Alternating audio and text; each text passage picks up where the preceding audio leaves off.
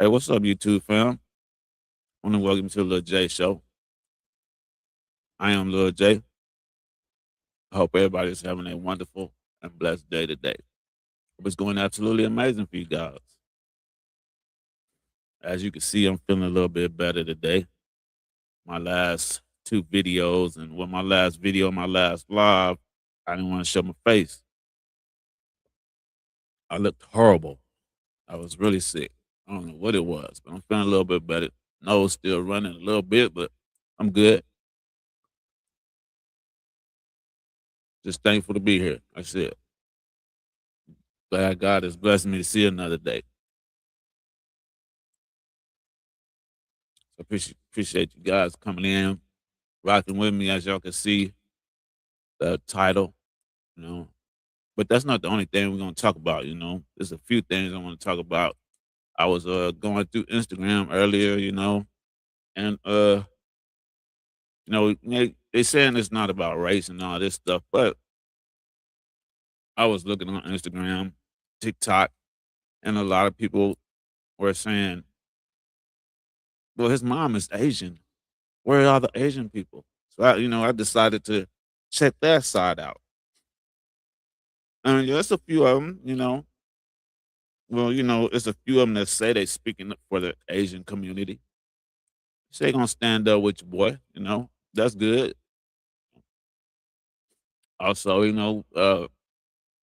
few videos about the Tatum guy. I'm not gonna call him cop or officer. I'm not gonna do that. Ever since DL Hughley went out and got on his knot and called him out on it.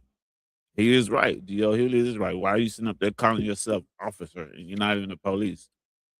And then DL said, why are you sitting up there trying to do some investigating and you couldn't even make it as a detective when you were a police? So everybody's getting on his knot, man, and then people are actually starting to turn against him. Willie D, he brought out a video where I can't remember this guy's name, but this guy started going off on him too, man. A white guy at that, and I think he is one of them right wing guys. You know what I'm saying? So, and then I don't know if the other little video was a guy from Mississippi. Uh, he's doing his little videos on being black in Mississippi. I want to watch a couple of his videos and also some more things. So if y'all stick with me, I know my nose is running. You might have to bear with me a little bit, but if y'all stick with me, I think we're gonna have a pretty good time today. And I really wanted to uh put it, just have a open discussion where I can invite y'all up. Ain't too many people in here, but I can invite y'all up and y'all can share y'all's opinion on these situations, especially this one right here. That's what I'm gonna start off with. So it says Nolan Wells' friend, Nolan Wells' friend's dad offers a 50K reward for info. I want to know. I want to know. What that's all about. So, I said some in my last video, I believe, and to me, I am thinking. I'm thinking like he's waiting for somebody to come with some information, and if it's valid, if it checks out, he'll probably pay you. He's gonna pay you, give him the information, and he's gonna spin it and take it to the police. That's my opinion. So, like I said, it's not too many people in here. So, but I just want to, bring y'all up. Whoever wants to come up and share their opinion, or talk about this situation, y'all are more than welcome to come up and talk about it. So let's read this. I'm gonna read this right here. The father of Nolan Wells, excuse me, the father of Nolan Wells' friends is offering a hefty cash reward in hopes of shedding light on the mysterious circumstances surrounding Nolan's death. TMZ has learned. So you know what? I got a little video coming out about TMZ too. You know, somebody was caught in a lie, Harvey. So, excuse me, Dr. Benjamin Hudson, the father of Warren Hudson tells TMZ he's offering a reward for any information that leads to the arrest and conviction of the person responsible for Nolan's death, laying a 50,000 reward on the table for information that leads investigators to whomever it may be responsible. So I'm still kind of, it says that, but I'm still thinking that he's gonna want to hear that information first, so he can put his little spin on it, keep them away from whoever it was. You know what I mean? So it says the teen's father also makes it clear his family isn't pointing any fingers, telling us we don't know that anyone had any involvement, but we care about Nolan. We want to find out what happened. Okay. Dr. Hudson also finally defends the teenagers who were with Nolan that day, saying he believes the boys on 3 boats had no involvement in Nolan's death, and plainly puts it as we still don't know what happened. I mean, that's what's being said, by these people. But I don't know. Like I said, man, it's mighty strange the things that they're saying, and all these statements aren't adding up. And like some of the statements are coming from his son. It's crazy. Well, he says the Hudson family has been living through a nightmare since the case captured national attention, according to Dr. Hudson. His family has received thousands of death threats, something he believes has made it even harder for investigators to get the information they need. The father speculates the intense public scrutiny may have discouraged potential witnesses from coming forward, adding, we feel people aren't talking because of the pressure of the case. All right, so he said it's a little pressure on the case, but I mean, he thinking that 50 plus that other, what is it, 150 or 120? So that's like 170,000 right there. Somebody want that 107, but I don't know. That should be like a pretty wealthy neighborhood. So I guess, people really don't need that money because they're well off as is. He's a doctor. I think his wife is a judge. You know what I mean? So they're pretty well off. So their money probably ain't nothing to them. It says by offering a $50,000 reward, Dr. Hudson says he hopes anyone with credible information will finally step forward so Nolan's loved ones can get the answers and investigators can determine exactly what happened. I think these YouTubers, content creators are gonna find out what happened before the detectives, the police. I really do believe that because everybody's on it. You know what I'm saying? I mean, YouTube is like flooded with, you know what I'm saying, with all these, alleged, I don't know, what may have happened, you know. And the police they're keeping all that what they have under wraps. But I mean, I don't think they have it at that much. And I really believe that they're looking on YouTube and all these social media sites as well, trying to get information.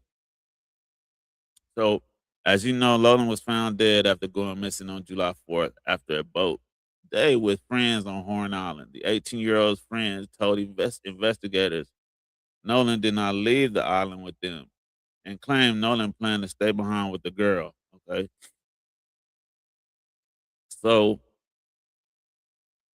that picture where they're all in this pool party, they said that was like way before, a week or two before before they went to Horn Island. But there was a YouTuber, a TikToker, a TikTok lady on TikTok. She did some investigating and she found out that I think Bart, they were having some kind of sports thing at his college. and they had some scouts there, so you know he was not gonna miss that. They posted that picture on July 4th, and then they tried to scrub it, but they forgot that it went to Threads too. So it was still on Threads. Somebody captured it, saved it, and they put it out. They forgot to take it off of Threads, but they said that happened June 26th. And as you could looking at that pool party, you could clearly see everybody that they're putting this on, or everybody's on the boat is at this pool party. So it didn't happen on the 26th. I believe it happened that night, July 4th, and they're trying to say that. I don't know why they just if it was just accidental, they wouldn't have no problem coming out with the truth. If it was accidental, if he did this on his own, or they really didn't know what happened to him, they wouldn't have no problem coming out with the truth. Investigators have announced they're looking at Nolan's death as potential accident, drowning with no evidence of a crime, as his family and public anxiously waits for answers on what really happened to Nolan. So I'm standing with the parents. I really am. I'm standing with the parents. I really believe something did happen to him, and I kind of believe. I can't say that those boys did. I'm not gonna say that those boys did it, but it's mighty funny that this young man right here, he have so many different stories. It was He said that he seen Nolan with some other girl. He gave the police some other girl's name and told the police, "Oh, don't worry about it. He's drunk on somebody's couch." Why would you tell him that? Because I think they were supposed to go on the boat, the Coast Guard, police department, sheriffs, whatever it is. They were supposed to go out in the water looking for Nolan, but he turned around and told them, "No, he's probably at, you know what I'm saying? He's at somebody's house drunk. He's somebody's house on their couch drunk. You don't need to go looking for him. He'll show up. Don't even worry about it." And it's mighty funny that he didn't wait until, the next morning, like, was it Saturday? Or when was the 4th? Was it on a Friday or Sunday? No, it was on It was on a Saturday. So he didn't wait until Sunday morning to start, looking. It's like they knew what happened. They came back. They waited for a little while, did what they had to do, then called his mom or the Coast Guard. We can't find our friend. Nobody couldn't find him, but y'all know where he's at. I really believe this guy has something to do with it, and that judge, the judge and the dad is trying to do whatever they can to keep their son from getting in trouble. That's the way I feel, and I feel like the dad. This is my opinion. So I don't, get in trouble, but I really feel like that dad is offering this money so you can take him the information first, and if it's valid, of course, he's probably gonna pay you. But then he's gonna take that information. I believe he's gonna spin it so they can look in another direction to keep it off his son. Because we know about the tip line. It said the tip line was going to her office, going to her phone, her telephone. So somebody called it the other day, and it was the voice message came on and said the office of Ashley Cole, which is his stepmother. So they're offering money. They got the tip line going to the judge's office because they're trying to find out if if anybody's seen this, and I'm pretty sure some people seen it, and I think they may have a little fear of this judge, because I'm pretty sure she's probably a well known judge over there, and they probably don't have that many in that little town. And she probably can pull some strings because she said that she was they said it was in close with the DA, the medical examiner. They all do things together. They probably go to little Christmas parties and stuff like that. So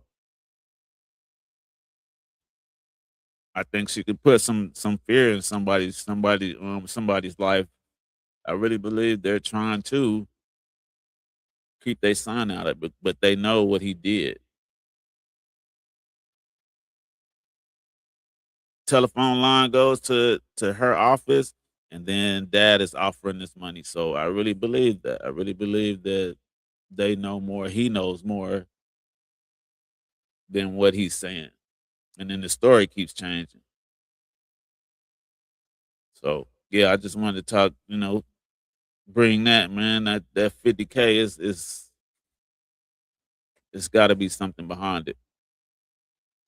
But I was gonna be able. I want to let you guys come up and talk about it and give your opinions. But I want to talk. I want to watch this right here because he's gonna say something about it too. Shout out to Trent Out Loud. Here he says that they caught Harvey lying for Officer Tate. Well, I can't even say officer because he's not a police officer. He's gonna say Tatum. But shout out to Trent Out Loud, man. If y'all know nothing about him, go check him out. Subscribe to the channel, man. He comes with good content too. So let's check him out. Let's listen to this. But he said he was on there. He went live and he called Harvey lying. Yesterday, I was on TMZ and I caught Harvey in a bold-faced lie. Yeah, but Harvey, how do you know? Can you confirm to me right now that it was taken on July the 4th? Also, during my interview, Harvey boldly confirmed that Nolan was not on the boat that was heading back to the mainland. And I also checked him on that comment because as far as I know, the investigation is not completed yet and no officials have confirmed if Nolan was on the boat or not. He wasn't on that boat. And when I am done dragging Harvey and TMZ, I'm going to tell you about Warren's dad and his plans on suing Benjamin Crump. And then I will let you know about the first arrest in the Nolan Xavier Wells case. And surprise, surprise, it has nothing to do with Nolan. Somebody has been arrested for threatening Judge Ashley Cole, who is Warren's stepmama. Pretty ironic that the first person arrested is somebody who threatened a white woman. And the updates do not stop there. I have some news about the state-ran autopsy and what's really going on behind the scenes. There has been a ton of developments over the past 24 hours in the Nolan Xavier Wells case. Sit back, relax. I'll tell you everything you need to know, and then I'll hand it off to you, the Out Louders. Let me know what you think in the comment section below. Before I start dragging Harvey and TMZ, I would like to give them credit for one thing. Shout outs to you guys for having me on this show. As they know, and many of you might know, I drag TMZ almost every day on this channel. I pretty much talk very unfavorable of them, and I'm very critical of them and the reporting. But regardless of that, they had me on yesterday to say my piece, and that you have to respect. Now, with that out the way, let me tell you how things went down, okay? And I have the clips to show you. It is on their website right now. You can see it was posted yesterday, but I'll show you clips of it right now. It's 10 minutes. I brought it down to around like 2 minutes. They started talking about, of course, the autopsy. They started talking about Ben Crump and Judge Ashley Nicole. I'll tell you guys about that, how Warren's dad is suing Benjamin Crump for defamation, and how Judge Ashley Nicole reported that somebody was threatening her and that person has gotten arrested. So I was brought on to say my opinion of that. Now, as we got into my opinion, I pointed out, and you'll see, I pointed out the fact that I find it very ironic that a white woman, a white judge in Mississippi says, oh my gosh, I have been threatened. And just to be clear, it's not right or fair to threaten anybody. But do you have any idea how many threats Christine has gotten? And there has been 0 arrests? You're going to hear me call that out. 1. 2, Harvey, to me, is the most, he says that Nolan was not on that boat. And to me, that is the most shocking thing I've heard him say, or I've heard TMZ write. So I want to stop him right there because when Don Lemon was interviewing them, they said they were going to Cincinnati or something like that. When Don Lemon was interviewing them, she said she couldn't even focus on anything. She couldn't focus on anything because she was getting so many death threats. So where's the FBI to help that family out? Tell me that. In this whole entire case, how can he have the audacity to say that he can confirm that Nolan was not on that boat? And when I challenge him on that, he says, well, we saw the video that Officer Tatum put out. Former Officer Tatum? You mean Officer Dingbat? That is what you're going on? You're not telling me that a government official, the police, the DA, nobody told you and gave you that confirmation. The investigation is still ongoing, but you want to confirm to me that Nolan was on that boat because of a video that Officer Tatum put out and some pictures? Now, when I challenge him on that fact, and I asked him, how do you know that that video that Officer Tatum put out, or former Officer Tatum put out, how do you know that that's real? How do you know that that was taken on July the? So why would TMZ think he's credible? And like this, just listen to what he says. How does this Tatum guy know that those pictures were taken that day? You know what I mean? Was it time stamp? Does he have proof of that? And why would you believe a content creator that was a police officer? And like D.L. Hewlett said, he did 6 years. He didn't make it to detective. So how is he gonna be a good investigator? No, I wouldn't think that TMZ would just take his word for it. Because I don't think they know him like that. Fourth, how do you know they didn't stage that and they took it when he went out there to record? Because you know that they did go back on that island. I asked him, do you have the date and do you have the metadata? Now, Harvey doubles down and says, yes, we have confirmed the authenticity of it. We have checked the metadata. Then you're going to see, if you look very carefully, he gazes off camera for a split second. I feel like somebody's maybe telling him something. And he goes, well, anything could be possible. So 1 second, excuse me, did you confirm it?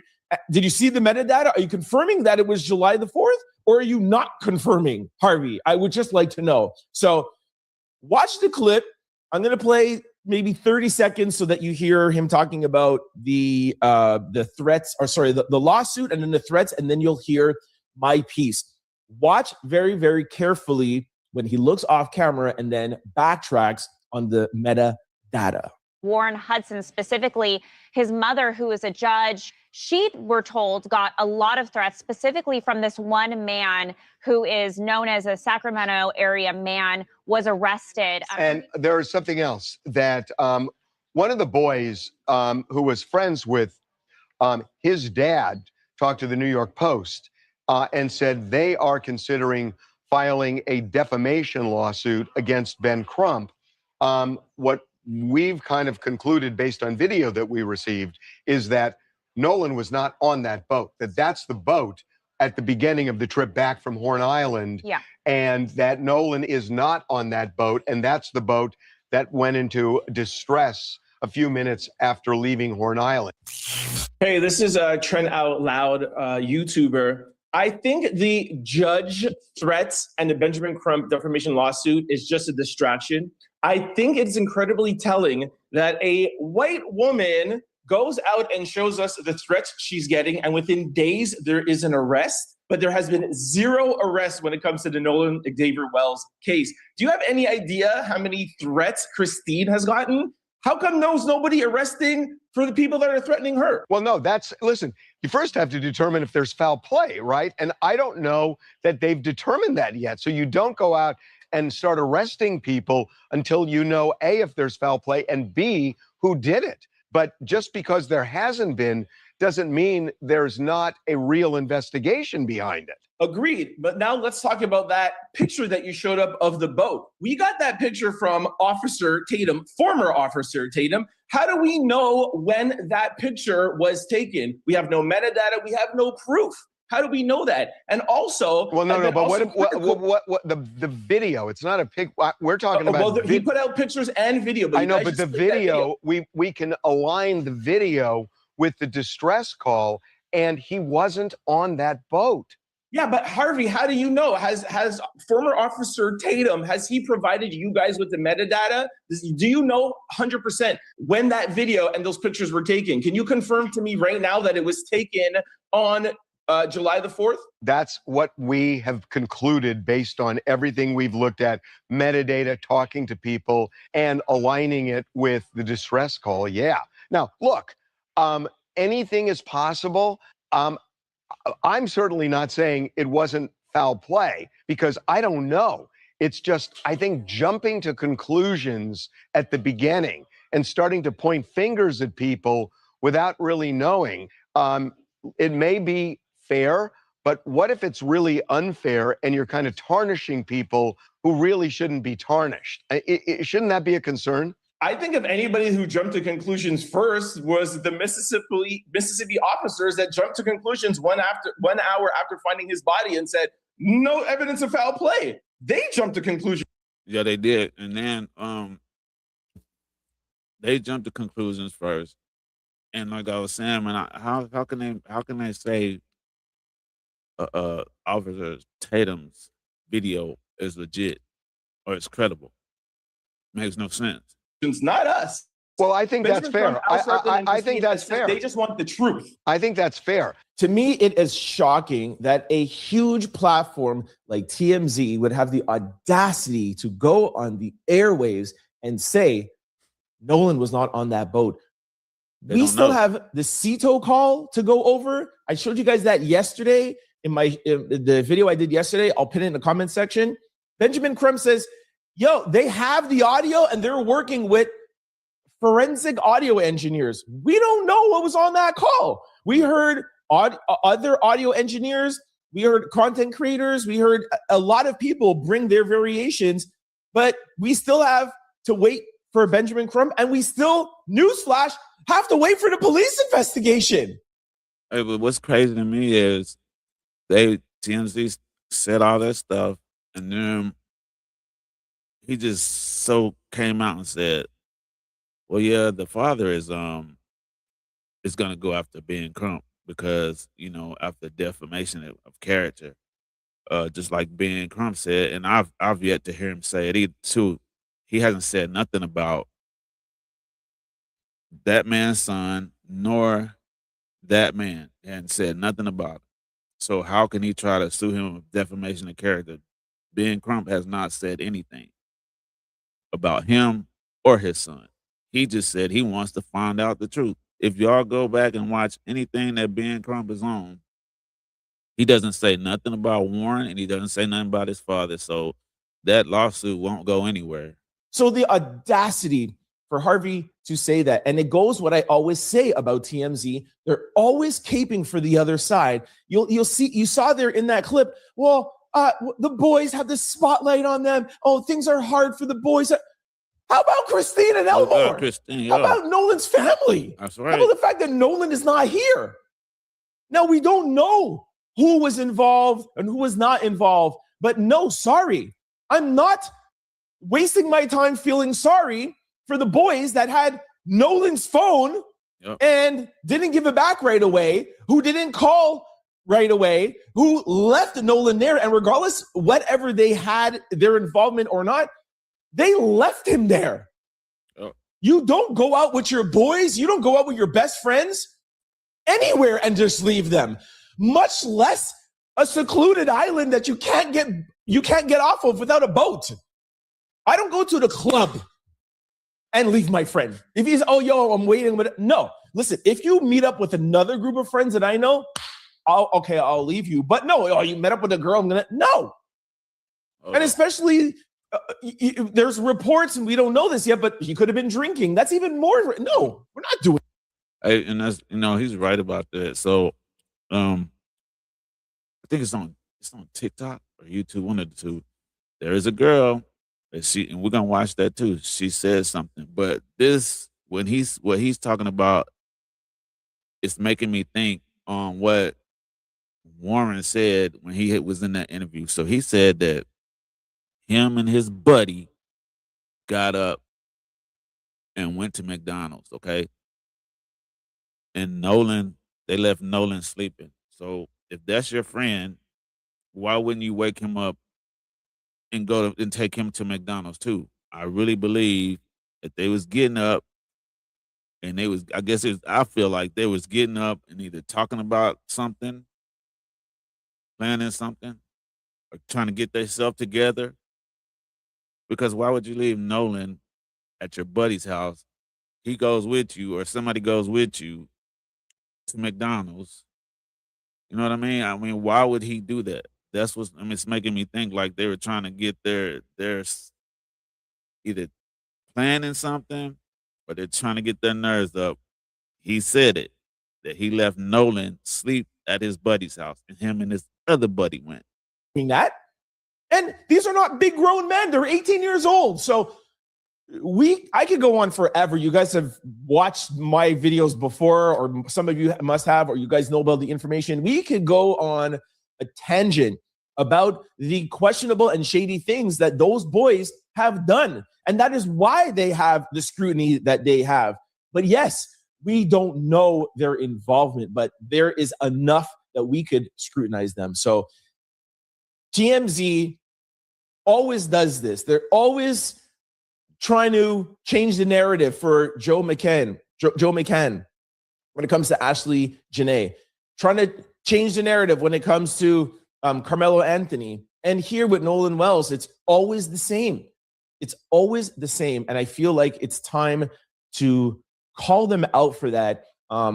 It's not just enough I do it here on my channel. It needs to be called out because they are a huge platform and they need to be held accountable. That is my 2 cents. And before I close this section up too, I just want to reiterate, as you guys know, I'm a staunch advocate for Christine. A mom, of course I feel bad for Elmore too, but a mom and her son, that's a different type of bond. Y'all know how close I am with my mother. That is a different type of bond. And for her to have been receiving those kind of threats, and for Ashley Cole, the judge, to have talked about threats and there's an arrest, and Christine, nah, man, we got to ride for Christine, man. That's right. And I think it's horrible that the arrests have been made for Ashley Nicole and not for Christine. So I hope Christine sees this. I've been told that the family and some people have been watching my shows. Christine, I hope that you see that even when I am on TMZ, I'm advocating for you, and daily on this channel, I'm advocating for you, and also Elmore. All right. Yeah. So, man, you got to applaud this brother, man. You got to. Doing it. He's doing it. Like you said, we got to ride for Christine because it just seems like there are more people that's against the family just for trying to find out on what happened to their son than it is people that's for her. So I applaud you, brother. Keep doing my thing too. Until we find out what happened to this young man. Let's go over now. I'm going to talk to you about Warren's dad, the doctor. The nerve of him saying that he wants to sue Ben Crump. Ben Hudson, Warren's father, is accusing Benjamin Crump of pushing a false narrative about his son and others. Hudson says his family plans to sue Crump for defamation and slander. He told the New York Post, in my opinion, Ben Crump has slandered and falsely accused my son, his friends, of Nolan's passing, and he's pursued what's an obvious false narrative. I think he can expect lawsuits, not just from my family, but from a number of other families who, in my opinion, he defamed. Hey, Crump never said anything. And shout out to Benjamin Crump. He hadn't said anything. He hadn't said the boy's name. He hadn't said the parents' name. He didn't say. He just said he wants to find out the truth. And look at this man. You can't tell me that he's not. He's one of those. You can't tell me that. I bet you he don't have one Asian friend, one Hispanic friend, one black friend. Can't tell me that. Now, he might have some Hispanics, some blacks that may do some work for him. He may have some Hispanics, blacks, Asian patients, but that man does not have any friends that is of color. You could look at him. That's crazy. But Benjamin Crump never said anything about him or his children or any of the other kids or their families. So those lawsuits they're not going anywhere. Hudson also accused Crump of using the tragedy for financial and political gain. In my opinion, truth is not Benjamin Crump's concern. He's exploiting the situation and raising money. He added, I think this is financially exploiting this entire tragedy and making it a much bigger tragedy at the expense of my family and our community and the Wells family. Really? The Wells family? The Wells family hired Ben Crump. What are you talking about, sir? Crump responded to Hudson's claims saying, it's a distraction. We're not distracted at all by this. Thank you very much. Love that they're just like brushing their shoulders off. Like, listen, we're not even going to waste our time. That's what I say every day on this channel. We are not wasting our time with these silly distractions. Nothing. Where's Nolan's throat? What's going on with the autopsy? We want to wait to hear from Benjamin Crump for the CETO audio. And that is it. Like all of this, oh, we're suing, or we're doing this, the judge, whatever. No, the focus should be on Nolan's parents and Benjamin Crump. I say this every day, and I love that Benjamin Crump is not paying this any attention. Now, let's move on to the next distraction, Judge Ashley Cole. A California man faces a charge after authorities say he sent a message to the judge tied to Nolan Wells' passing. Joseph Dumar was charged with interstate transmission of a threatening communication, carrying up to 5 years in prison. Investigators alleged he used a username, which I'm not going to put out, to threaten Judge Ashley Cole, whose stepson is Warren Hudson, who traveled with Wells before he went missing. The message read, there will be a package coming to your guy's office in the next few days. It's going to blow you away when you see it. Probably best you have the boys with you to see it as well. That's like very disturbing. It goes on and shows you the other threats, which I am not going to read. I don't want to even give this any more attention. More importantly, this man, Joseph, was arrested, if I'm not mistaken, yesterday, and like the article says, faces up to 5 years in prison. Now, I want to make something very, very, very clear. I do not condone any threats. I don't anything at all. I am not a fan of Judge Ashley Cole at all. I don't like the fact that she used like what looked like a government judicial letterhead to put out this statement like 2 or 3 days after Nolan's body was found. I do not like that. I feel like it was actually she was breaking the law. I heard there are people looking into her comments. Regardless of all of that, regardless of my thoughts, nobody should be threatened. Having said that, like I said at the top, what about the threats that Elmore has gotten? What about the threats that Christine has gotten? Like, okay, fine, Benjamin Crump and this, whatever. Okay, that comes with the territory. They're public figures. How do you feel? How do you think Christine and Elmore feel? They haven't even begun to process the passing of Nolan. because they have to do interviews and talk with the DA and do press or whatever to keep their son's name in the headlines. They have said they cannot even have a moment to process. And then on top of that, they have to deal with threats. Ashley, again, it's wrong, but all you have to deal with is threats, and you're on here crying. This is really horrible. And like I said, it is just a distraction. Not right. I'm happy they arrested him.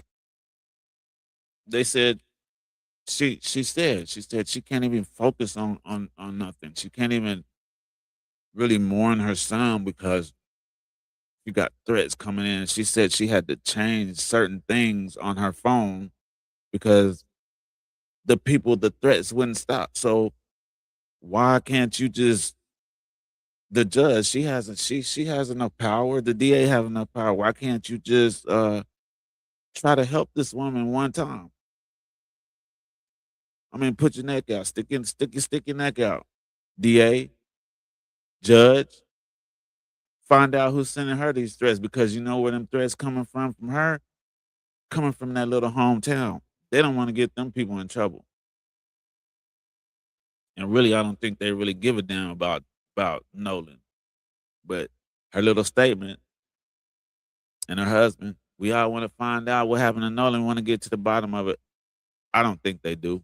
And a lot of people don't think they do. But please arrest everybody that is threatening, especially to Nolan Wells' parents. Now, speaking about Nolan Wells' parents, let's move on to an update with the autopsy. Nolan Wells' parents and Benjamin Crump spoke with Don Lemon. I have a little clip, and then, well, actually, I'm going to give you some information first, and then I'll play the clip, because the clip has nothing to do with the autopsy. The clip has something to do with Officer Tatum, and I loved what Christine said about Officer Tatum. It's what I've been saying every day, so I'm happy that. Well, I mean, as we all know, they did get the autopsy, but they're not sharing it with the family or the public. So, you know, we know about that. And if you want to know what she said, you can go to Don Lemon's page and watch it says autopsy, and then talks with Crump and the Wells family. You can watch that whole little interview that he did yesterday, you know, and she talks, she's saying some certain stuff, but she did say she ain't got time for Tatum either. I mean, it's a shame that this guy, you know, I mean, you know, you have your beliefs. There's nothing wrong with having your beliefs. But then when you go to bashing your own race, that's crazy. That's really crazy.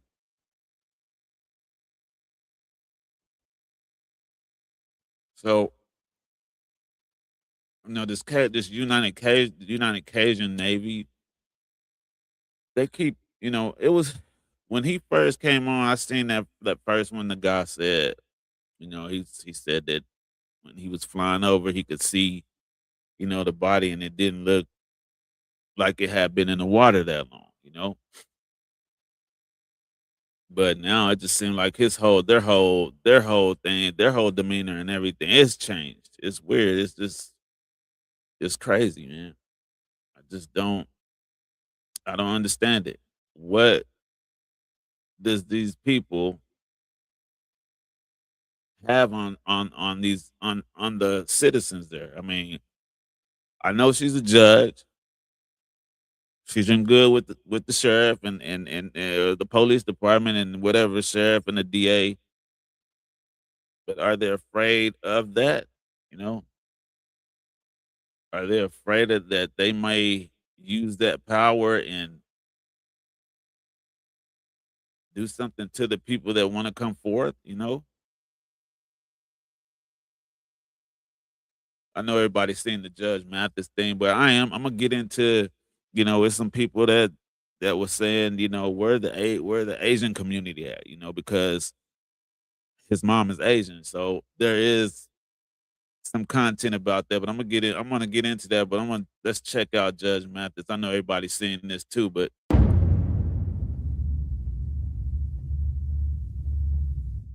Yeah, the friend you referring to is Warren Hudson. He did an interview where he made a comment about how Nolan, he was drinking alcohol on the boat. Well, they all were. Who are they kidding? Who are they kidding? They all were. Right. I bet it was, even if they had a 12-year-old on the island, he was drinking. So no, yes. So was he. So was everybody. So did everybody drown with bruises on the back of their neck? Did all the people drinking drown with bruises on the back of their neck? How is that relevant then? Unless he fell off, then you got dozens of witnesses seeing him fall off of a boat that is near the dock because he wasn't on another boat. He stayed behind on the island, perhaps in the dock area. So what's the relevance of him drinking? He didn't get drunk and fall off in the ocean. We do know that. In someone else's boat. So that's no relevance. That's just like saying George Floyd was high. And so therefore they had a right to execute him. And so we're saying now, oh, well, Nolan had been drinking. That doesn't give you a right to execute him. When I say execute him, I mean kill, of course. Yeah, his friend doubled down that Nolan wanted to stay. He also said that it was common for people to leave their phones on the boat for it won't get water damage. No, not either. You know, no teenager in the world, they would risk the salt. What is him? Salt water if you drop it? If you drop your phone in any water, you can drop it while you're on the dock. Drop it while you're in the boat. Drop it. So you can drop it in any place in the area of salt water. And so, no, everybody, all those young people, it is not common. That's a lie. It is. Because, you know, if you think about it, if everybody left their phones on the boats and everything, you know, everybody leaves their phone on the boats because they didn't want to drop it in the water, the sand, and nothing like that. Then there wouldn't have been no pictures, no videos of anything out there. So that is a lie. It's not common, and I have no facts to verify it other than common sense. And I don't believe that a lot of those teenagers actually leave their phones somewhere unattended for hours. That's what he would be suggesting. Because if you come there, you're not coming to the island for 10 minutes. You're coming to hang and party. And you're going to put your phone somewhere? You think, I don't believe young people can go an hour without their phone. I don't believe teenagers can go an hour without their phone, without start shit shaking. Yeah, that's what I'm trying to figure out because it still don't make sense to me because they never told Nolan mom that they had the phone. She had to use an app to find out. So correct. Yeah, they had it and didn't turn it in. The only way they found it, as you just said, his mother had to use an app to find the phone, as opposed to them saying, oh, we have Nolan's phone. Mm-hmm. And the news comes on. Oh, Nolan is missing. Let's call his mom immediately. We don't have her number. Walk to the house. We didn't know the address. Oh, so he really wasn't your friend. Now we're getting closer to the truth. You don't even know where he lived. My sons, we did a version of our show today, the Mathis Family Tables, a YouTube show, podcast. And one of the things we discussed is what are real friends? What does real friendship mean? And it was in the context of the Nolan Wells case. And it was easy for me. It means trust / loyalty, and then being able to identify with you. And in many instances, that's why my family says, well, you don't have any friends out here in LA. I don't want no friends in LA. I can't identify with them, nor do I trust them. And in fact, if I trust you and love you, you can cross me. I'm going to put you on time out for a minute, but I'm going to re-embrace you out of love. I've heard a few people say that about L.A. I know I heard one YouTuber say the people in L.A. are weird. I've never been there, but it just seems like it's so many people that say that crowd in LA is just something about them, man. I've never been there, but I've heard so many people say that about the people in LA. Now, if you did something to me to hurt me, then I'm going to go nuclear on you. But if you did something to help yourself, but not hurt me, I might give you a pass if you're a loved one. But if your objective was to hurt me, I got to hurt you 10 times over. So I say that to say, were they his real friends? Right. Should he have trusted them? Should he have been loyal to them?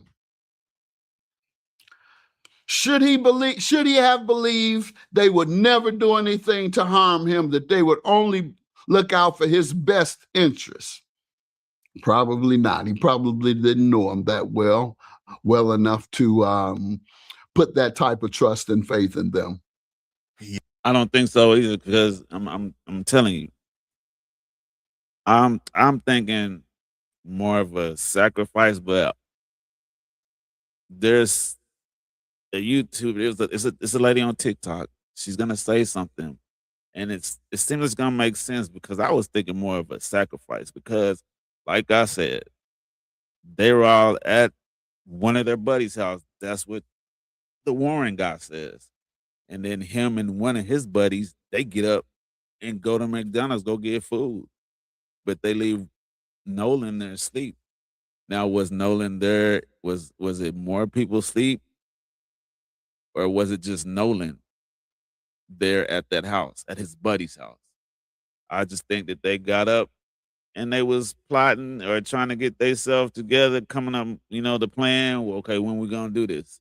Are we gonna go there and have a party? Are we gonna go there and party first? Are we gonna do it before we go party? What is it? I really feel like that. But that's just my opinion. Like I said. Yeah, he also said that he told the United States Coast Guard and Nolan's mom that he was missing. You call the Coast Guard, and you don't call his mother first. You call the Coast Guard. I mean, these are teenagers. This isn't like these are middle-aged people who, yes, you are a responsible enough person. Okay, I'll call the Coast Guard, and I know how they operate, and I know how to communicate with them, and I know the questions they're going to ask, and I know the answers to give. No, you are a teenager. You need an adult to handle those situations, and you need a trusted adult that you go to. You go to either your own parent, you call. You say, Mama, my man is missing. Nolan is missing. What do we do? And they say, call 911 and have you call his parents. Maybe he called them. Well, no, we have his phone. Oh, he left his phone? Yeah, he left his phone. Why did he leave his phone? That's what would have happened. Would you call the Coast Guard if you're a teenager and your man ends up missing? Would you call the Coast Guard first? Or would you call your parents and say, what do I do? Or call his parent and say, what do I do? You're a teenager. You're calling somebody close and informed. Somebody close that you can trust and is informed and is close to him as well. And they didn't do that. Instead, as you say, they called the Coast Guard and told them what? How did they know? How long was he missing? Had they found the body? What'd you call the Coast Guard for? What'd you call the Coast Guard for? He told you he was going to be left behind. Did he have a curfew? Did he tell you he was going to be at this amount of time? Why is it that you felt the need to call the Coast Guard at any point before he had been found drowned? There was no need. My man partied. Oh, he must have spent the night with her. Oh, man, Nolan getting it in. Shit, we might not see Nolan for a couple of days. Such and such and such and such. Nah, that's how you feel. If you trusted everything is all right with your man, It's only if you think something is wrong that you determine you need to call the authorities. Yeah, and they did it the same night. They didn't wait till the next Late day. what? Late what? Late from what? They don't know when he's coming back. He didn't tell them I'm gonna be back at such and such time. Yeah. He said I'm staying. They claim that he said I'm staying back with this woman. If you stand back with a woman, come on now, a teenager, you ain't giving your boys when you're going to get back. You're going to say, I'll see you when I see you. Hopefully it's tomorrow afternoon. After we do what we do.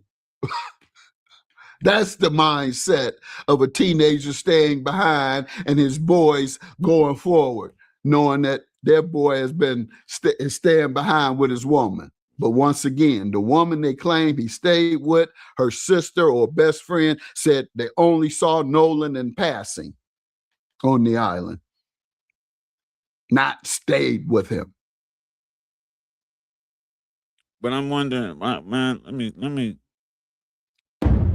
I don't know if so what did the girl, that's the one thing I don't know, did the girl find out, like, how did she hear about Nolan was missing? Because from what I was told, that she ended up calling Nolan's mom and asked him. She called Nolan's mom. So how did she know he was missing?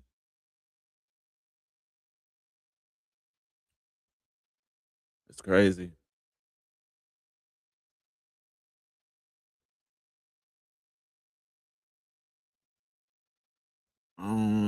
Let me see. Should I get into this this Tatum guy? Cause I got some content on him too. It's crazy about what's going on with him, and he just where's the let me see this. Yeah, I do. I think I want to get into this.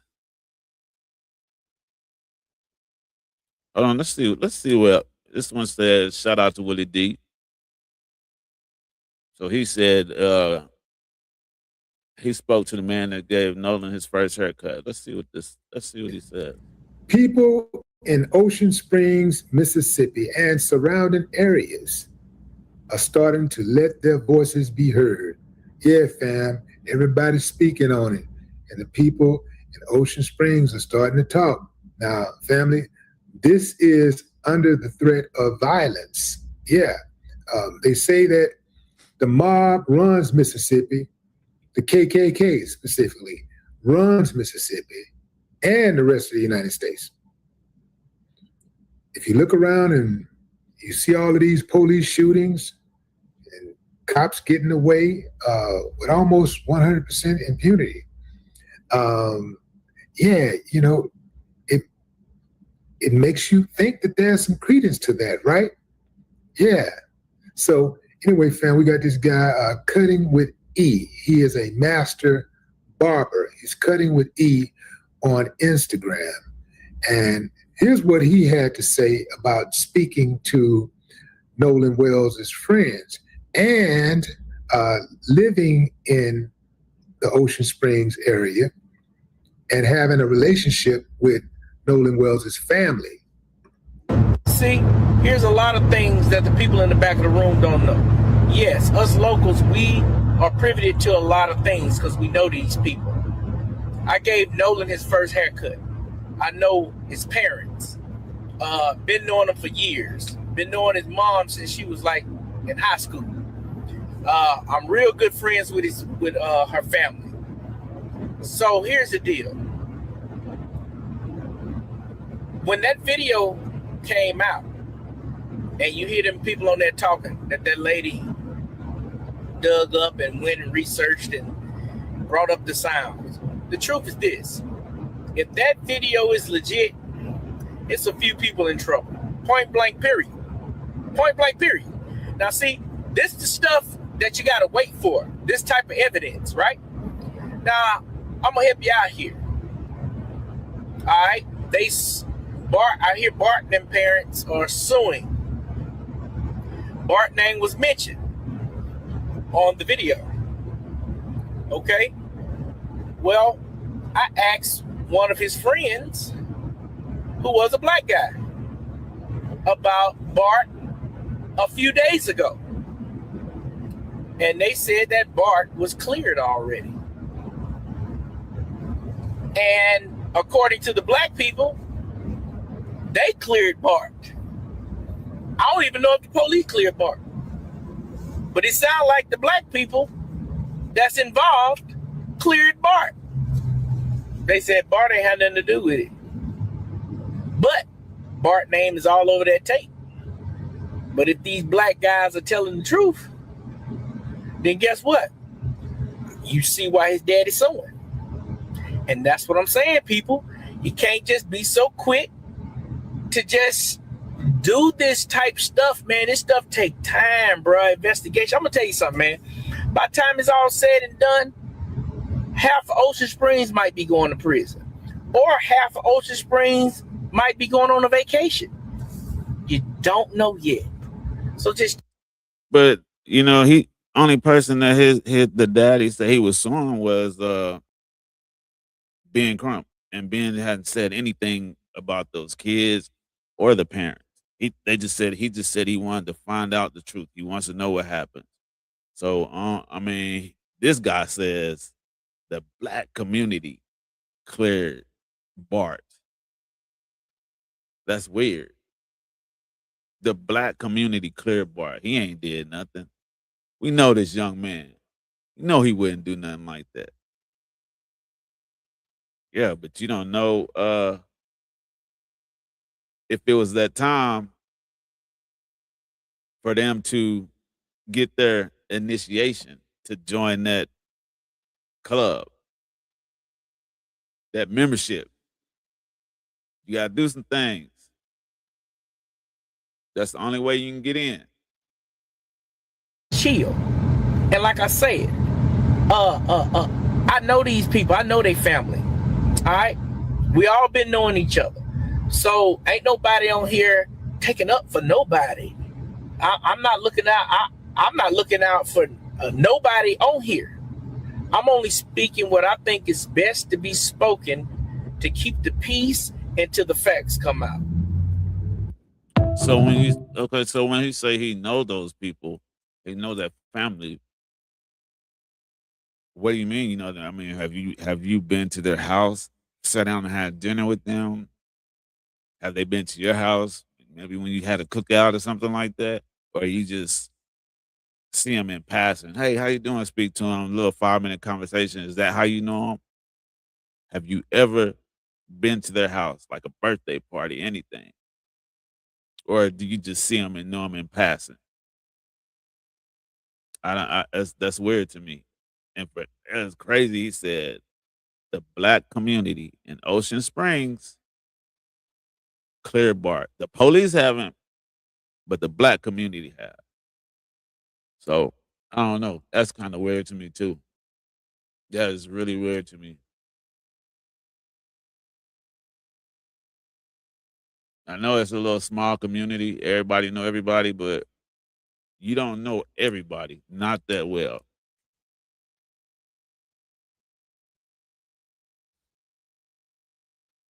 Once again, excuse me, shout out to Woody D. I tell you, man, I'm just kind of getting over this little cold, man. My nose is running. So I'm trying to keep it in. It's hard, but shout again to Willie D. We're gonna jump on Tatum, man. He found a video where somebody What's on up, the other family? side. Welcome to the Hold on. international. Somebody on the other side was going in on Tatum.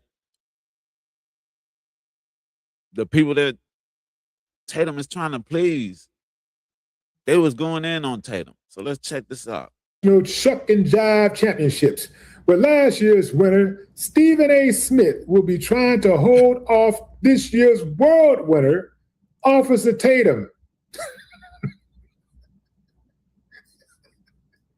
Say, fam, we need to do that, though. We need to have that competition. Man, the competition would be stiff. Oh, it's a bunch of them. Anyway, fam, does anybody remember when career racist Nick Fuentes went in on Officer Tatum? They were supposed to be boys. Next thing you know, boom, Reminder, white supremacy always discards its tools when it's done with them. Officer Tatum got his wake-up call, but he's still trying to pretend that he's asleep. Check out what this dude said about him. Thank you, man. Yeah, dude, he's a that is a straight up that's just what he is. He does it for free. He goes, I don't take money from Israel. I don't take money. Oh, you do it for free then? Wow. Good boy. Wow. Good job, Ossifer.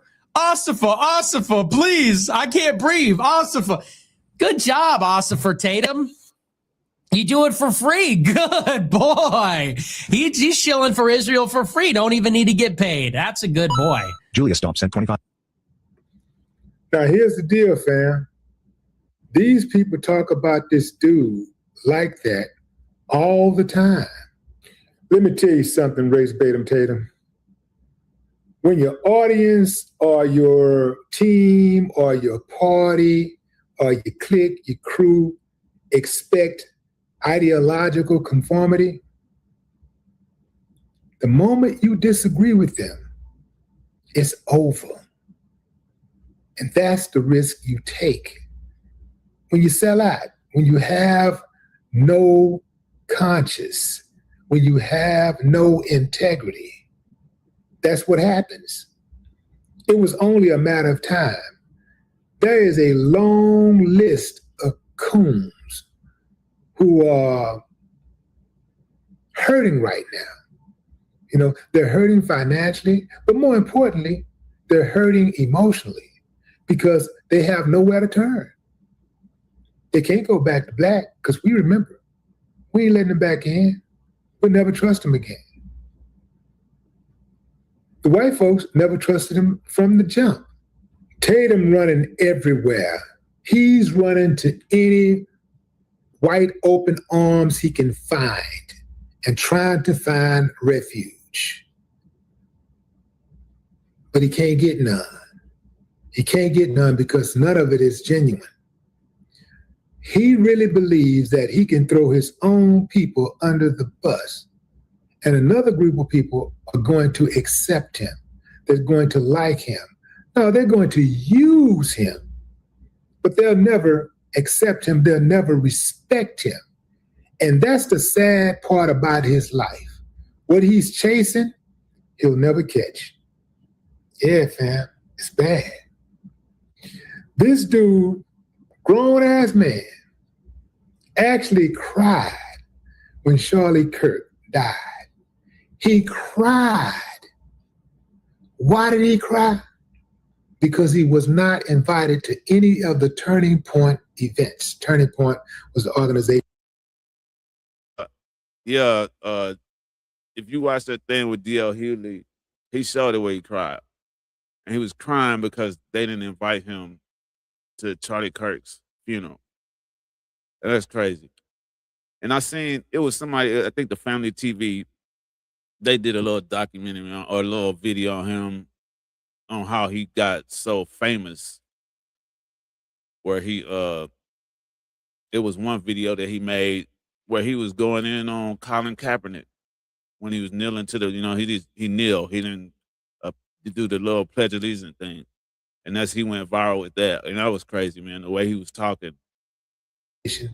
That Charlie Kirk started. Did I mention Charlie Kirk was a white supremacist, white nationalist, bona fide racist? Did I mention that? This dude actually cried because he wasn't invited. Look, cried publicly. They think that if they show empathy for whiteness, they'll be accepted. They'll be trusted. Because that's what he's really trying to do. It's not just about acceptance. He's trying to win white folks' trust. So he thinks that the more he throws black people under the bus, the better off he'll be. The closer he'll get to white proximity. Now, these interviews that he's doing with people who are of the Ocean Springs, Mississippi community, he thinks that's going to put him back in good graces with white folks. It's not.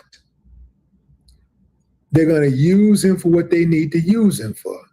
And when they no longer can use him, he's going to get pushed to the curb, just like all the rest of them. But what I realize, fam, is that they see that. They see that eventually that's going to happen. But they hate themselves so much. They're willing to take that chance. They just want as much of it, even if they can get it for a day. You know, they can just have that glory for a day. They could have white approval for a day. They'll take it over a lifetime of being approved by their own people.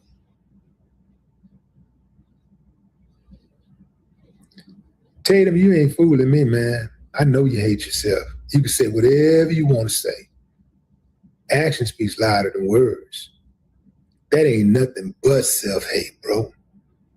When you jump up and say, I hate black people, man. Y'all just make, some of you niggas make me hate y'all. I just hate y'all. Not the ones that's like me, but the rest of y'all, man, I can't stand y'all. I can't stand you. And then in another breath you say, oh, you want me to hate white people? You want me to hate white people? That ain't gonna happen. You want me to? We don't want you to hate white people. We want you to be consistent. But that's too much like right. Officer Tatum is a pain freak. Hey, but you know, it's one thing to, you know, be a Republican or be a Trump supporter and all that. It's one thing to do that. No problem with that. But when it comes to saying that you don't like black people and you are black, something is wrong with that guy. I guess he does hate himself. Why would you say that you don't like black people? But then he says, except for the ones that's like me. And I grew up around black people. My family, I can get along with them, but the rest of y'all are dumb. That's crazy. Why would you sit up there and call black people dumb? And then you think about it, he has children. So what if I know his children, they may be mixed, but then as they grow up, they may take on to that black side. And when they get older, get in high school, start looking at YouTube, and then they come across this video one day and see that he's saying black people are dumb. I mean, how's that gonna make them feel? How are they gonna look at him now? Or they could go to school and the schoolmates, his classmates may find out that's their dad and start bullying his kids. Why would you say that? Obviously, he does. He don't like himself. He don't like the skin that he's in. That's crazy. He likes the abuse. Brandon pretends to be smart, but he's really dumber than a bag of rocks if he thinks that white folks really, really respect him and love him.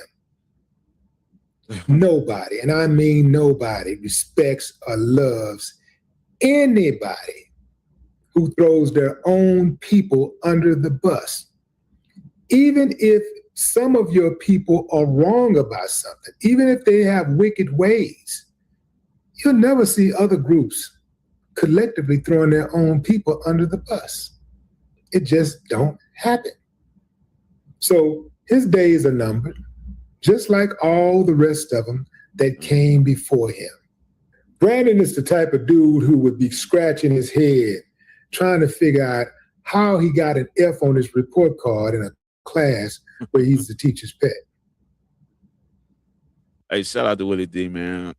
He's going in on them boys. Like, he shouldn't have even said nothing about D.L. Hughley, because D.L. Hughley made him look so bad, man. It was crazy. But I'm gonna see if I can find this thing. Oh yeah, look at this right here. This is right.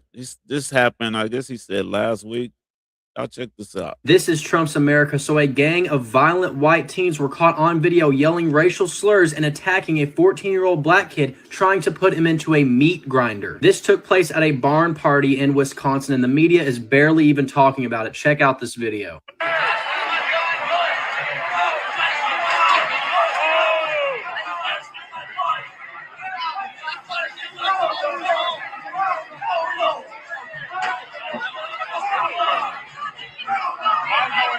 That's all I can show on here, unfortunately, but just know they were yelling racial slurs at him throughout the entire video. This is a blatant hate crime, and there is no excuse for the rest of the media to not pick up the story immediately. The sheriff's department claimed they're investigating this situation, but it's a red state, so that probably means they're doing nothing about it. Luckily, the kid who was attacked in the video is okay, but he did suffer mental trauma from this event. We've seen this happen time and time again, especially in small towns in red states, and it always gets swept under the rug. Additionally, Donald Trump's message of hate, division, and racism only makes these instances more common and more severe. We can't allow the story to be buried. People need to see this. People need to know that racism and hate crimes are still very real in America in 2025. This is Trump's America. So a gang of violent white teens. So looking at that,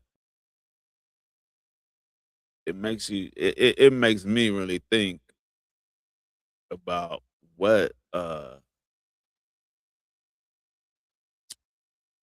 it could be possible that they did something to Nolan Wells. Looking at that, because it was a whole bunch of them, and it wasn't too many. It was just Nolan out there.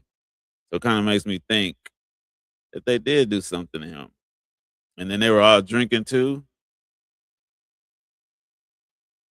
So back on this Tatum guy. Watch this right here. Listen to the black coach and what he said about what happened. Roll it. Was there racial tension at this school? No, I don't think it was no racial intention at the school. From my experience, because you have predominant white school, you have black kids there, and they all played and grew up together and got along. Now some stuff might have happened that I didn't see, so I can't speak wholeheartedly on it. But from what I did see, it was a tight knit community. You know what I mean? Why interject race before you get any information? To me, let me just say this, and I know people gonna clip this and get, and I don't care. I really feel this way. I'm getting sick of black people, right? I like the black people like me and others that are conservative, that's smart, but the rest of y'all, I'm sick of y'all.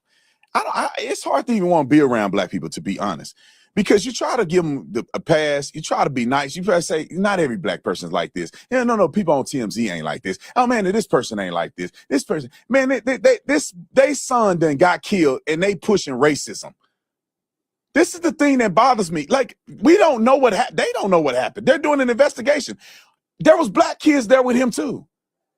Why?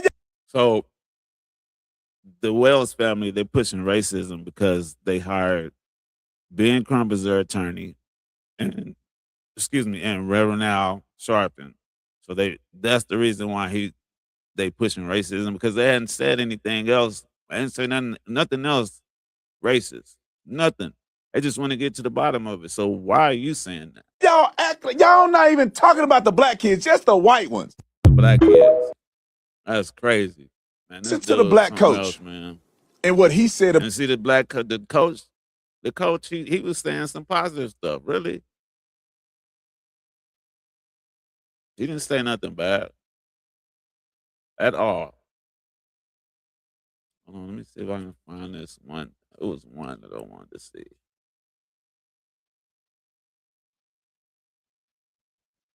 Was it that one? No, it wasn't that one. Oh, but check out this dude right here. This dude right here tripped me out. Black folks, let me get this straight. Anytime a crime happens in the black community, didn't nobody see anything? Nobody knows nothing. I wasn't there. I ain't snitching. I ain't see shit. The code of silence is real, isn't it? But now we got the Nolan Wells case. Young black man, young black boy, goes out on a boat with his white friends. He doesn't come back. Body turns up a couple days later. Suddenly, everybody's supposed to have photographic memory. They're supposed to have seen everything. Ain't nobody supposed to be quiet. Ain't no damn code of silence.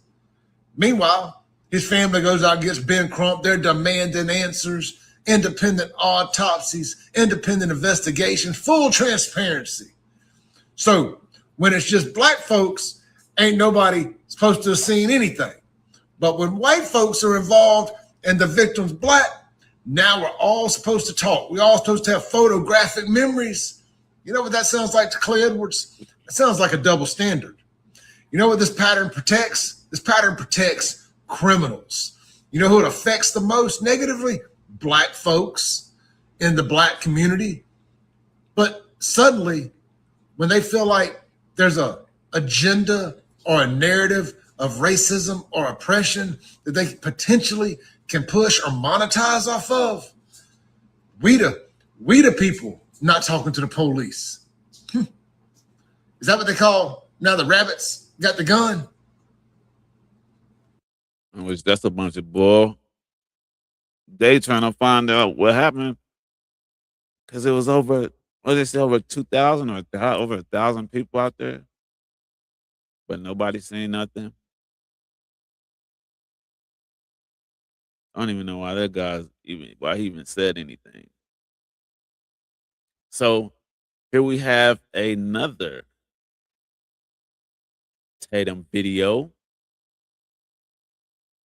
We just seen, shout out to Willie D again. We just seen what Willie D brought to the table about this guy and how one of the, I guess, right wing people, how they was slamming him. Now watch when he say this dumb ish right here. Watch the guy on the right, all the way on the right. Watch his face. Check this out. Charlie Kirk said black men like you were better off during slavery. Do you agree with him? Now listen, 100%. You believe 100%? Look at him. Look. We're going to have to run that back. If nobody heard what he said Charlie Kirk said black men were better off in slavery. And this man said, 100%. Now, what this guy, watch his face, man. That's crazy. Wait, you after slavery, let me explain this. Maybe you don't know black history. No. You don't understand black history. And you don't understand what Charlie was saying. Charlie Kirk said black men like you were better off during slavery. Do you agree with him? Now listen, 100%. You believe 100%? Wait, you after slavery. Let me explain this. Maybe you don't know black history. No. You don't understand black history. And you don't understand what Charlie was saying. You don't understand black history. You don't understand what Charlie was saying. There's no reason. There was what was the reason for you to agree with Charlie Kirk? I really wish they would have kept playing this video. I wanted to hear that excuse. But you can see this clearly, this white man is like, what in the is wrong with you, brother? I just don't believe. I mean, he don't even deserve to be black, really. He don't. And once again, just like Willie D said, once they done with you, they're gonna be done with you. You're gonna be all by yourself. And you know what's gonna happen, man? I guarantee you his wife is gonna leave him everything. She married a black man. She didn't marry no white man. She didn't marry no wannabe. She married a black man. So when that whole side is done with you, buddy, I guarantee you she gonna divorce you too. This is crazy. Charlie Kirk said black men like you were better off during slavery. Do you agree with him? Now listen, 100%. 100%. Man, girl, 100%. I cannot believe that. Cannot believe he said that.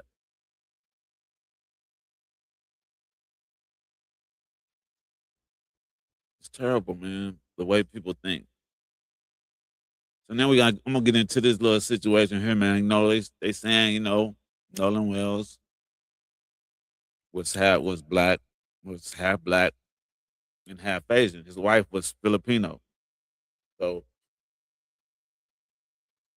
everybody's asking, hey, where's the Asian community? Why are we not hearing from them? Why are they not standing up?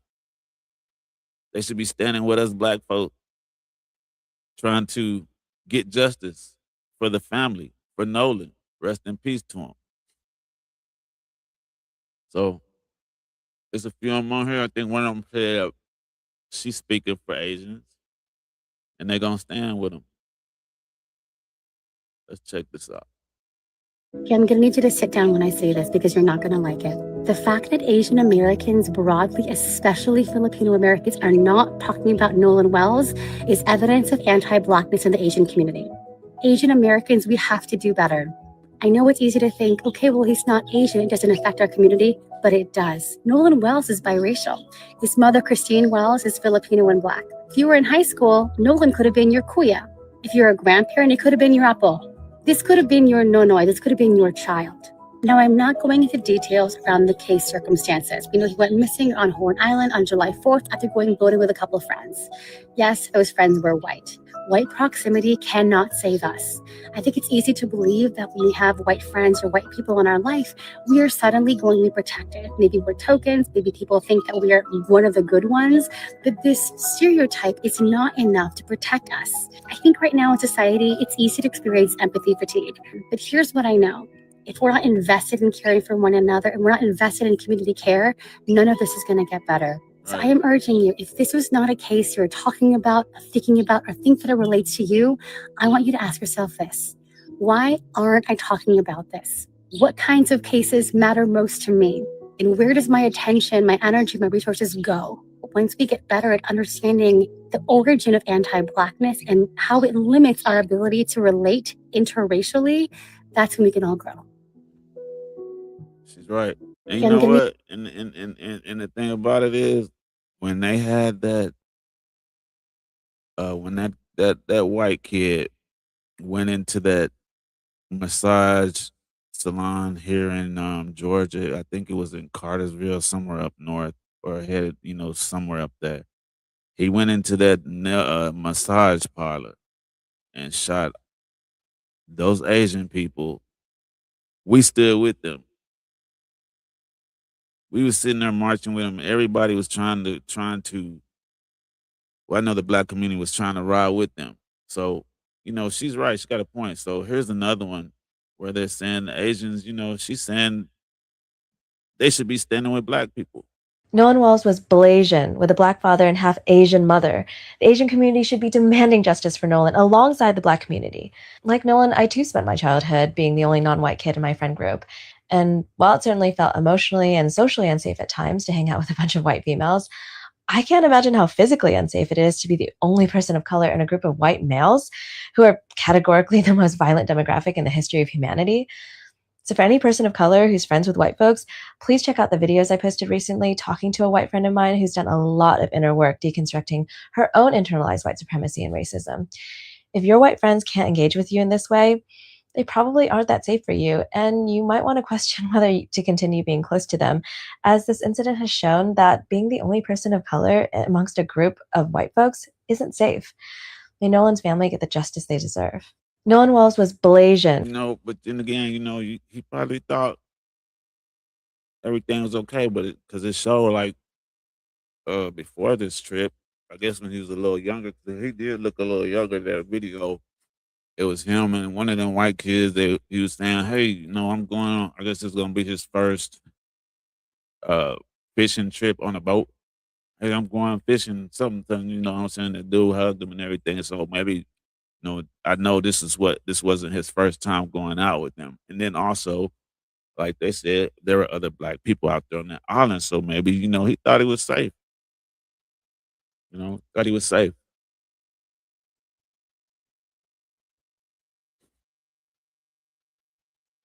It's ridiculous, man. This is crazy.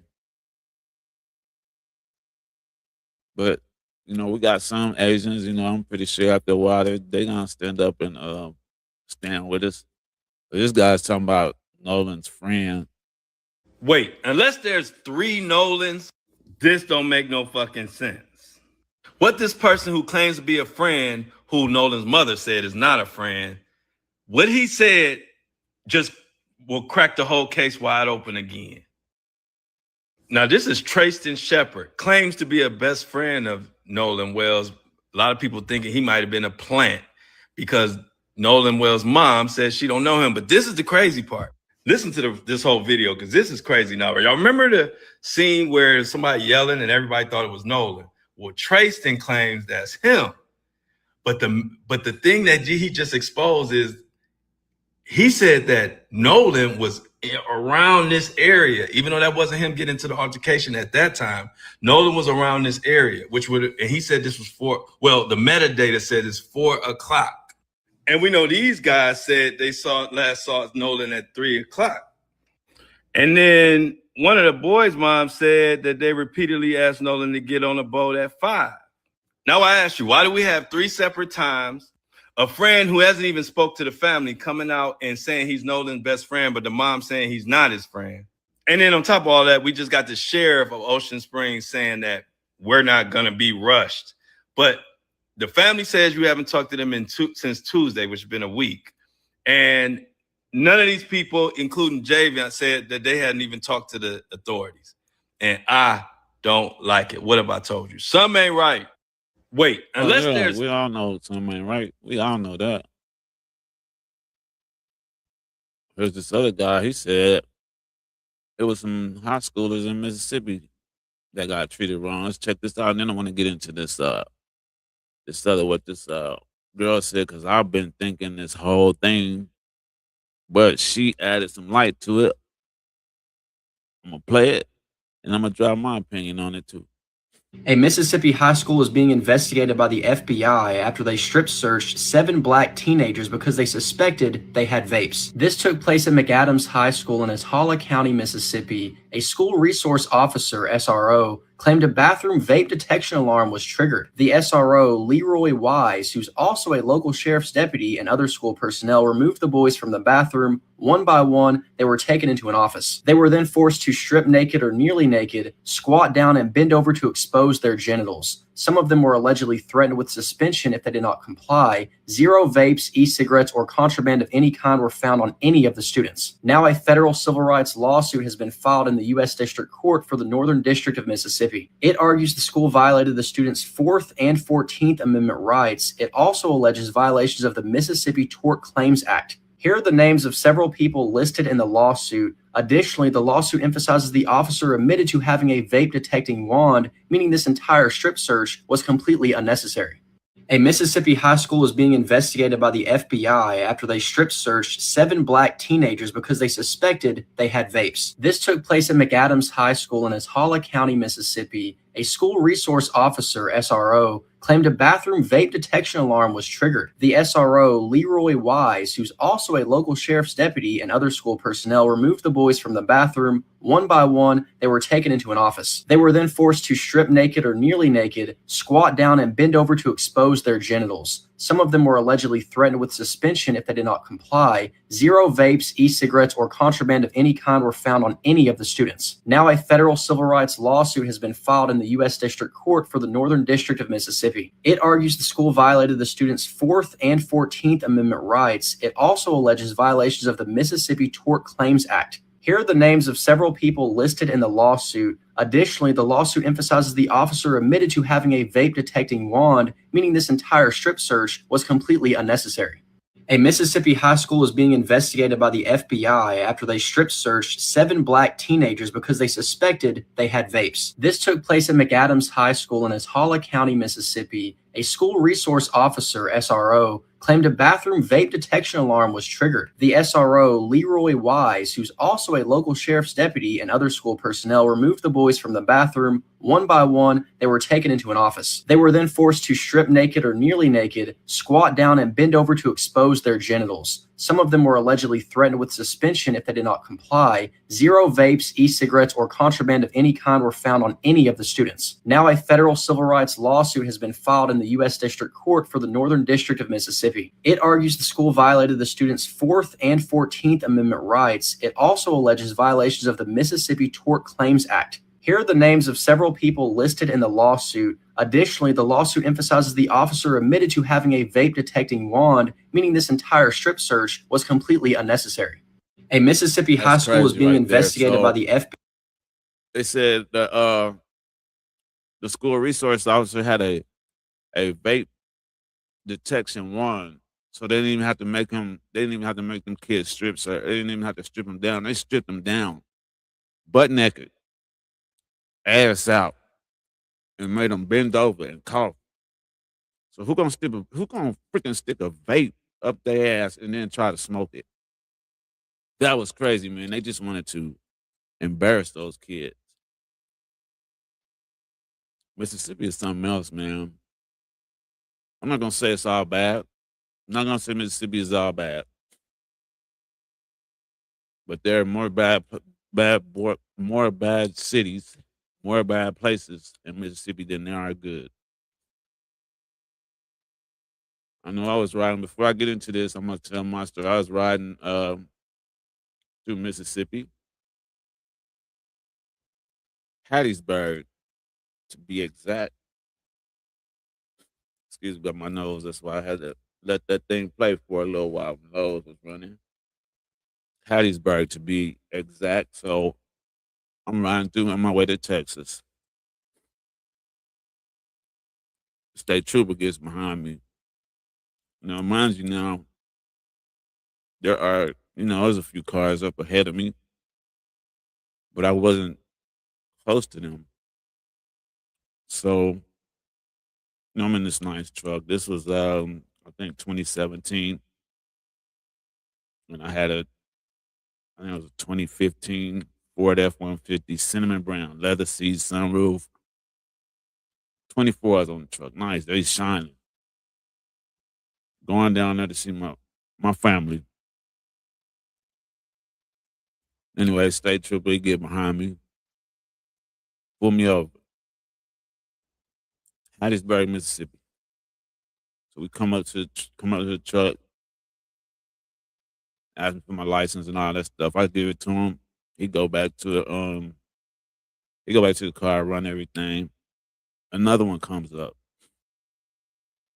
So the other one, he gets out of his car and he stands in the back of my truck in the middle of the tailgate. First officer, he come back. He said, "Can you step out of the car, please?" And I'm like, "For what?" He said, "I want to search your car." I said, "I didn't do nothing."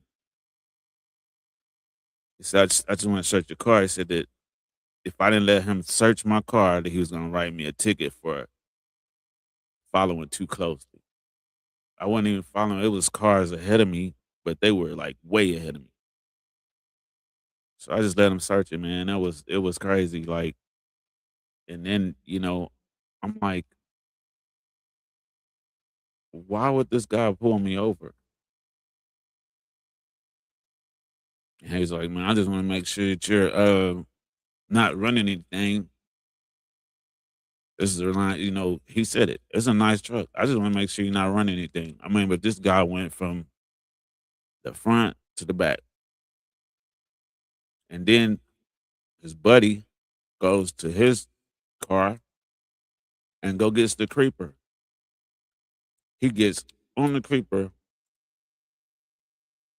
rolls under my truck, and checks from the front to the back. And I'm like, "Oh my God, man." They look in my hood, they open up the hood, they go through everything.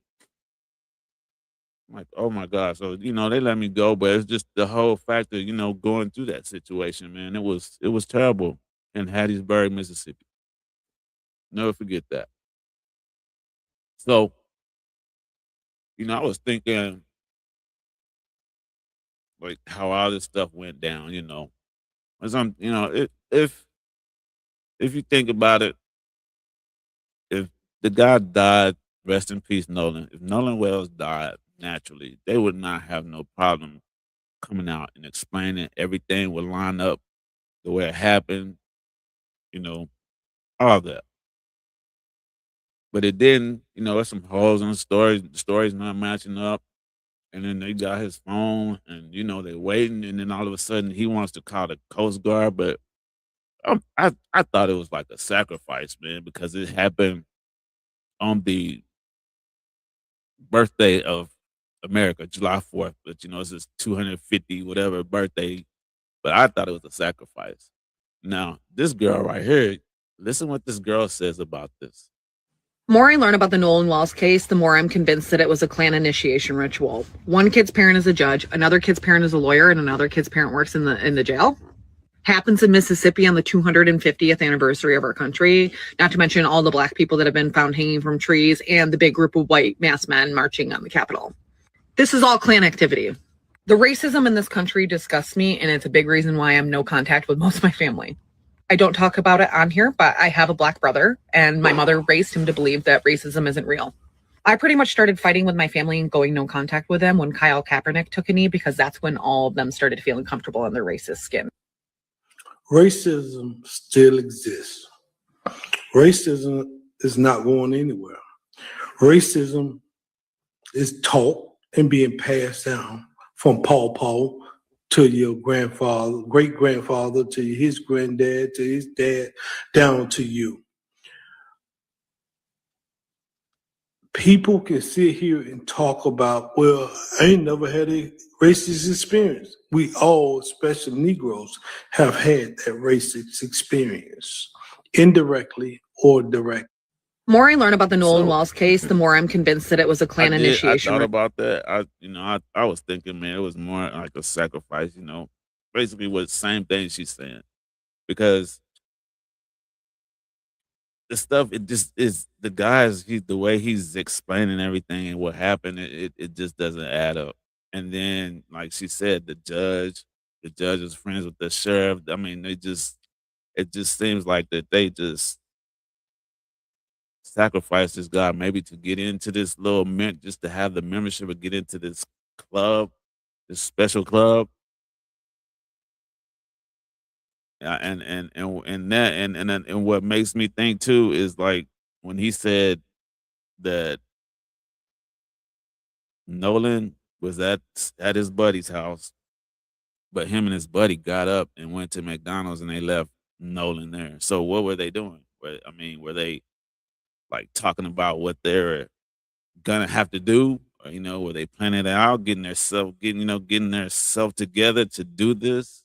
Because they knew it was gonna happen. I really believe that they knew it was gonna happen, man. So I don't care what they say. I just really think that this was like initiation, sacrifice, whatever. I just really feel like it was planned. Because all the stuff that just happened, it just doesn't add up. This does not add up. So you got like you said, you got the racist people, man, and the racist people. I mean, the Asians, they trying to stand with this. They're gonna stand with us because I think his mom was Filipino and Black. So they talking about standing with us, which is good. We just want to know what happened. That's it. It has nothing to do with Black, white, but they're turning it into it because the parents hired Ben Crump and then let Reverend Al Sharpton speak. They're just trying to find out what happened, and they know that Ben Crump is he's gonna go through everything he has to go through to get the answers. But look at this guy, man. Watch this Tatum guy again, man. Watch what he says. This is crazy. Charlie Kirk said black men like you were better off during slavery. Do you agree with him? Yeah, listen, 100%. You believe 100%? Hey, did you look at this guy? Look when he said that, man. Can you believe he said that? Wait, you were after better slavery. Let me explain this. Maybe you don't know Black history. No, you don't understand Black history. And you don't understand what Charlie was saying. Charlie Kirk said black men like you were better off during slavery. Do you agree with him? Yeah, listen, 100%. You believe 100%? Wait, you were after better off slavery. Let me explain this. Maybe you don't know Black history. No, you don't understand Black history. And you don't understand what Charlie was saying. I wish they would have just let that thing keep playing because I mean that's not the answer. You don't understand Black history. You don't understand what Charlie Kirk was saying. Something's wrong with that guy, man. Something is really wrong with him. Something is really wrong with this guy.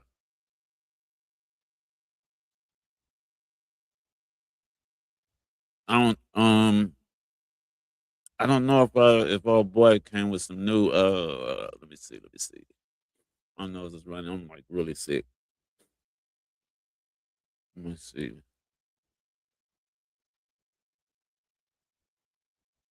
I don't know if this guy came out with some new what did he say? Being black and hold on, I think it was on Instagram.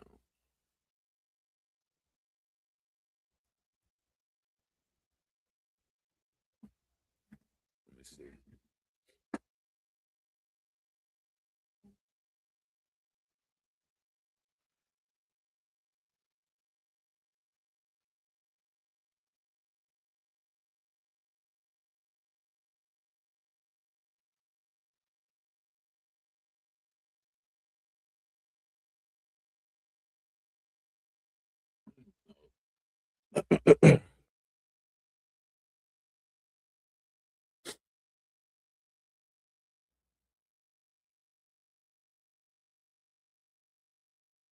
Excuse me, man. My nose. I just been feeling sick. I'm gonna watch this guy right here, man, and I don't know. I might open up the chat, man, and see if y'all guys have anything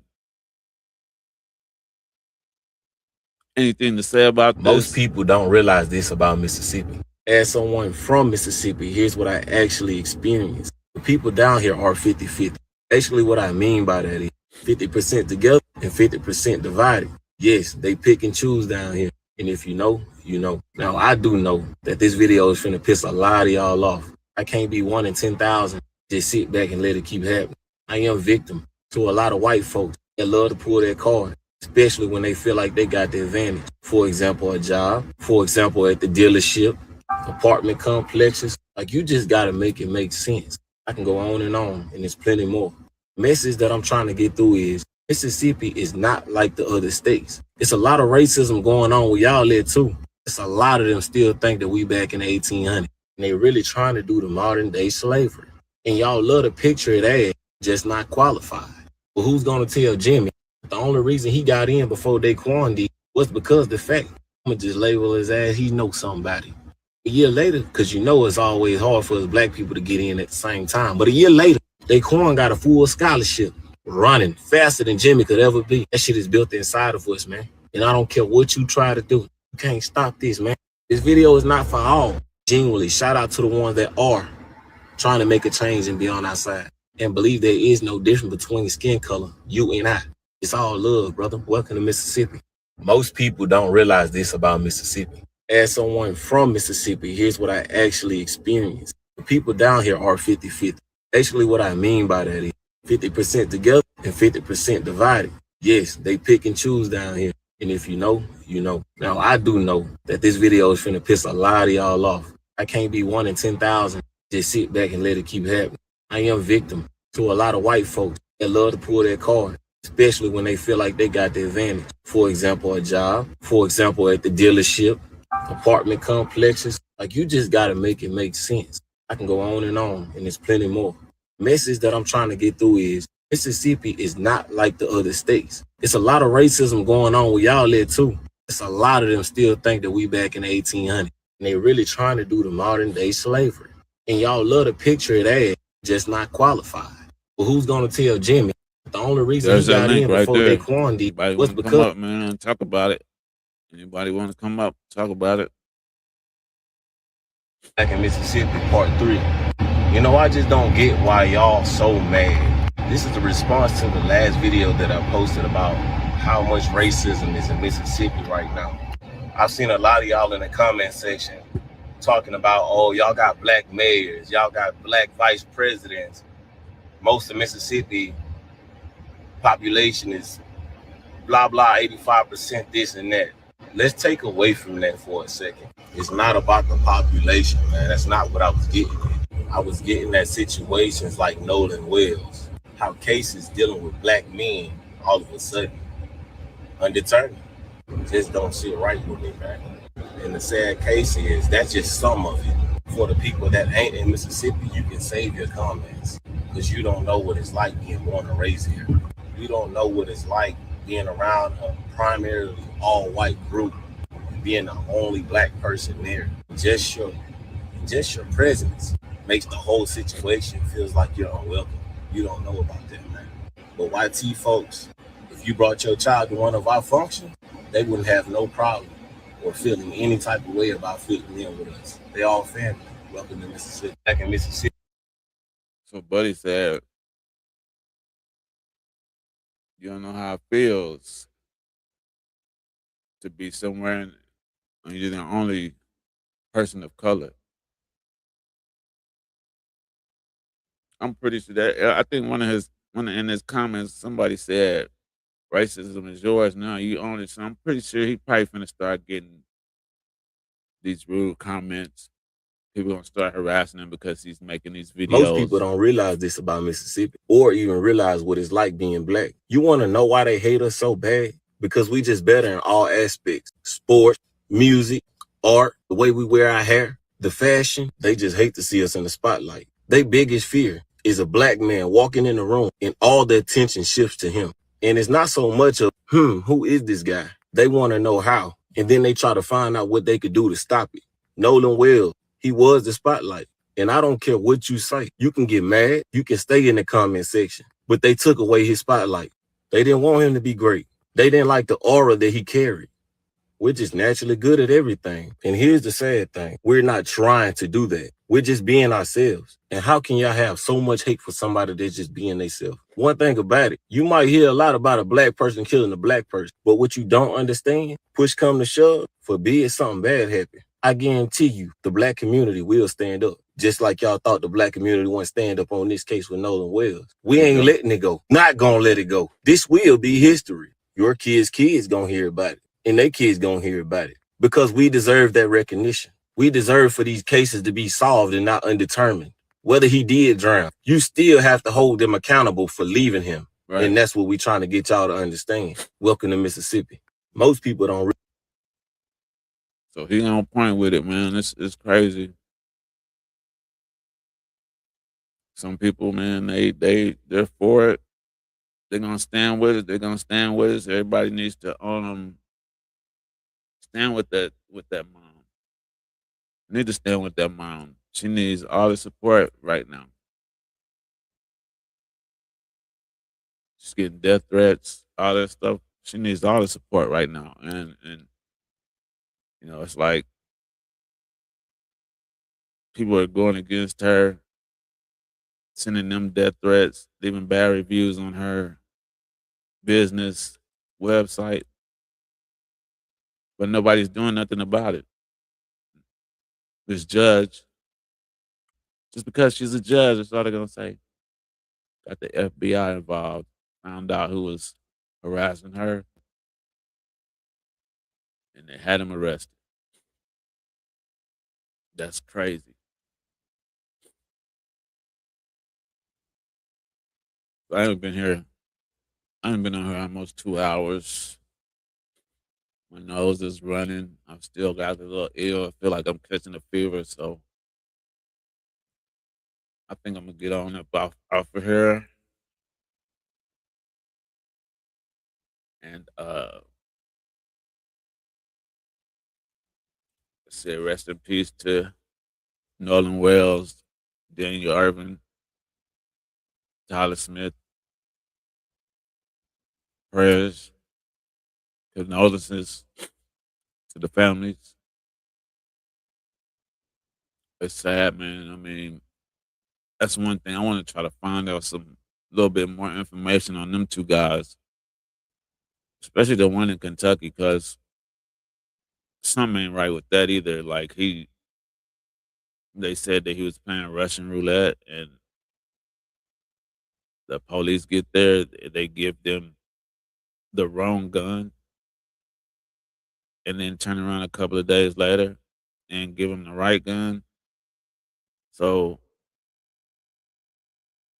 if that's what it was, they would have did everything the right way the first time. So they're trying to hide something on that situation too. And it's sad, man. It's just really sad. But these families, man, they need our support right now. And it's not about a racial thing. The Warren guy, his father, I don't know, I haven't heard anything, but I know his father, he's turning into a racial thing. This is not a race thing. they are just trying to find out what happened to Nolan Wells. And they deserve that.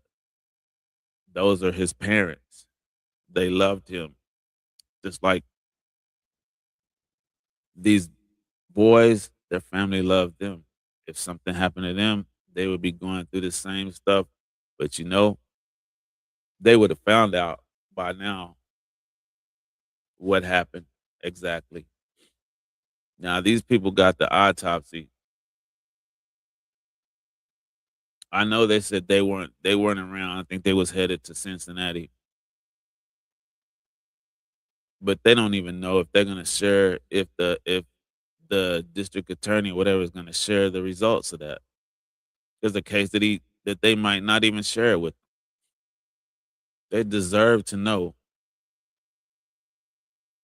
what the coroner or whoever does it, what they found. What was the results? Why would you make that family wait? And I really hope they don't. I'm praying that they don't. Hope they tell them next week. You're supposed to have a meeting with them. Hope they tell them. Even if they don't want to tell the public, tell the family.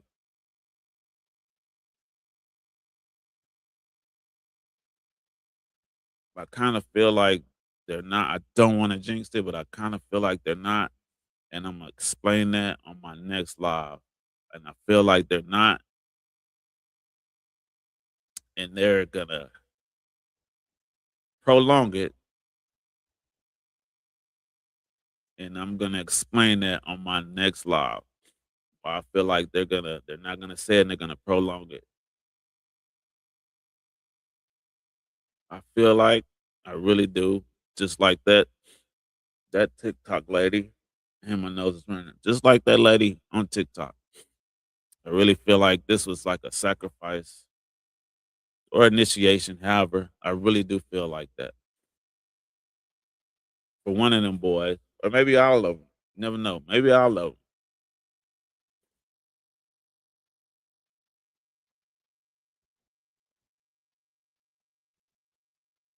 Just pray for the families. Rest in peace to them guys, man. And I really appreciate you guys rocking with me. And like I said, man, I'll catch you on the next one. But keep them people in your prayers. The Nolan family, the Irving family, Smith family. Keep them in your prayers. Y'all have a good one. Peace. Stay safe. And I'll catch y'all on the next one.